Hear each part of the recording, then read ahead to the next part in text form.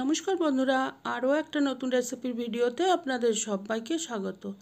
আজকে তৈরি করছি টমেটো রসুনের আচার। এই সময়ে টমেটোর ভীষণ কম দাম, আর এই আচারটা তৈরি করে রাখলে আপনারা ফ্রিজে রেখে 5-6 মাস পর্যন্ত খেতে পারবেন, আর বাইরে রাখলে মাসখানেক খাওয়া যায়। তবে অবশ্যই কিছু টিপস আছে, তাই জন্যে দেখতে থাকুন। তো আসুন দেখে নিই রেসিপিটা। প্রথমে 3টে লেবুর সাইজের তেঁতুল আমি হাফ কাপ ভিনিগারে ভিজিয়ে রেখেছি। এটা তেঁতুলটা নরম হয়ে গেলে কাঠটা বের করে নেব। আর এটা কিন্তু ভিনিগারেই ভেজাতে হবে, জলে ভেজালে হবে না। আর আপনারা যদি টক কম খেতে চান তাহলে তেঁতুলের পরিমাণটা কম করে দিতে পারেন, বা তেঁতুল না দিলেও হবে, আর শুধুমাত্র ভিনিগার দিলেই হবে। তবে আচার যখন একটু ঝাল টক খেতেই ভালো লাগে। আর এখন আমি কেটে নিচ্ছি টমেটোগুলো আগে ভালো করে ধুয়ে একদম জল শুকনো করে রেখেছি। এটা কিন্তু খুব ইম্পর্টেন্ট। আচারে জল হচ্ছে শত্রু, একদমই জল থাকা চলবে না। আর এখন পাতলা পাতলা করে স্লাইস করে নিচ্ছি। আর মোটার অংশ আর এই সাদা অংশটা দেখতে পাচ্ছেন যেটা কেটে বাদ দিয়ে দিলাম, এইগুলো বাদ দিয়ে দিতে হবে। বাকি আপনারা টমেটোর সমস্তটাই রাখতে পারেন, মানে বীজ থাকলে কোনোই ক্ষতি নেই।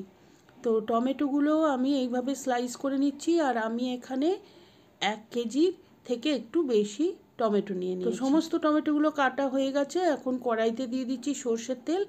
আচার যেহেতু তেল একটু বেশিই লাগবে, আর প্রায় এখানে 4 টেবিল চামচ সর্ষের তেল আছে। দিয়ে দিলাম 1 চা চামচ 5 ফোড়ন, আর 7-8টা শুকনো লঙ্কা আমি 2 ভাগ করে করে দিয়েছি।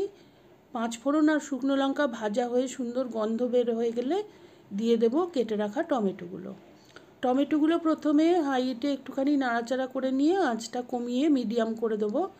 আর দিয়ে দিচ্ছি 15-20 কোয়া রসুন আপনারা পছন্দ না করলে কম দিতে পারেন, বা না দিলেও হবে, তবে রসুন দিলে গন্ধটা ভালো হয়।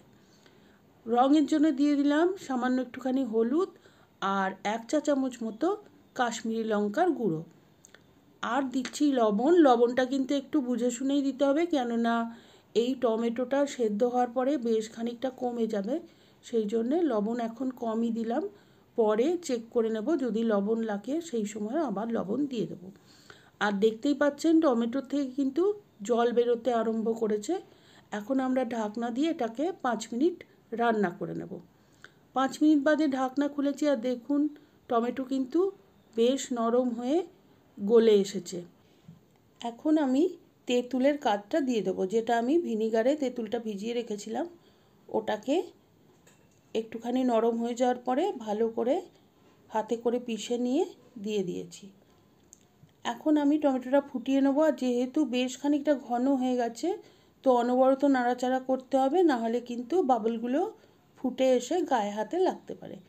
দিয়ে দিচ্ছি চিনিটা আমি একবারে দেব না, 2-3 বারে দিচ্ছি। প্রায় পৌনে কাপ চিনি আছে। যেমন আপনারা মিষ্টি খাবেন সেরকম দিতে পারেন।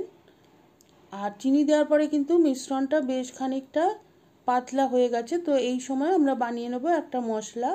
2টো শুকনো লঙ্কা, 1 চা চামচ জিরে একটুখানি আগে ভেজে নিচ্ছি। এগুলো যেহেতু শক্ত মশলা একটু সময় লাগবে। 1/2 চা চামচ দিয়েছি 5 ফোড়ন। এই সমস্ত কিছু একটু ভাজা ভাজা হয়ে সুন্দর গন্ধ বের হয়ে গেলে দিয়ে দেব 1 চা চামচ কালো সর্ষে আর 1 চা চামচ রাই। এর মধ্যে আপনাদের যদি কোনোটা না থাকে বাড়িতে তাহলে না দিলেও হবে, বা যেটা থাকবে সেটা দিলেই হবে।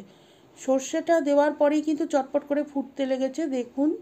এখন আমি গ্যাসটা অফ করে দেবো, আর ঠান্ডা হলে মশলাটা গুঁড়ো করে নেব। আর এর মধ্যে আমাদের টমেটোর আচারও কিন্তু অনেকটাই জল টেনে গেছে, শুকনো শুকনো হয়ে এসছে। এখন আমরা একটা তড়কা লাগিয়ে নেব। তার জন্য কড়াইতে আবার দিয়ে দিয়েছি 2 চা চামচ সর্ষের তেল। তেলটা গরম হয়ে গেলে 4-5 কোয়া রসুন কুচি করে দিয়েছি, একটা শুকনো লঙ্কা, আর 1 চা চামচ হচ্ছে হিং। এই সমস্ত কিছু খুব ভালো করে ভেজে নেব। আর রসুনটা কিন্তু একদম লাল লাল করে ভাজতে হবে। আপনারা যারা রসুন বা হিং পছন্দ করেন না তারা এই স্টেপটা স্কিপ করতে পারেন। আমার ভাজা হয়ে গেছে, দেখুন রসুনের কালারটা চেঞ্জ হয়ে গেছে। এখন এটা আচারের মধ্যে দিয়ে দেব। আর আঁচ কিন্তু এখন একদম লোতে আছে, খুব বেশি বাড়ানো যাবে না, তাহলে তলায় পুড়ে যেতে পারে। এখন যে গোটা মশলাগুলো ভেজে রেখেছিলাম সেটা গুঁড়ো করে নিয়েছি, সেইটা পুরোটাই আমি এর মধ্যে দিয়ে দেবো আর খুব ভালো করে মিশিয়ে নেব। আঁচ কিন্তু একদম লো করা আছে। আর আচার আমাদের একদমই তৈরি, দেখতেই পাচ্ছেন। এর থেকে আর শুকনো করা যাবে না, তাহলে পোড়া লেগে যাবে। আচার তৈরি হয়ে গেছে, গ্যাসটা অফ করে দেবো। আর ঠান্ডা হলে পরিষ্কার শুকনো কাচের শিশিতে ভরে রাখবো। ঠান্ডা করে ভরতে হবে, আর শিশিটা যেন পরিষ্কার আর শুকনো হয়, একটু জল না থাকে, সেটা দেখলেই হবে। তো আপনারা বাড়িতে এইভাবে বানিয়ে দেখবেন, ছবি শেয়ার করবেন আমার ফেসবুক পেজে। আর রেসিপিটা ভালো লাগলে প্লিজ কমেন্ট করে জানাবেন, আর like, share and subscribe my channel.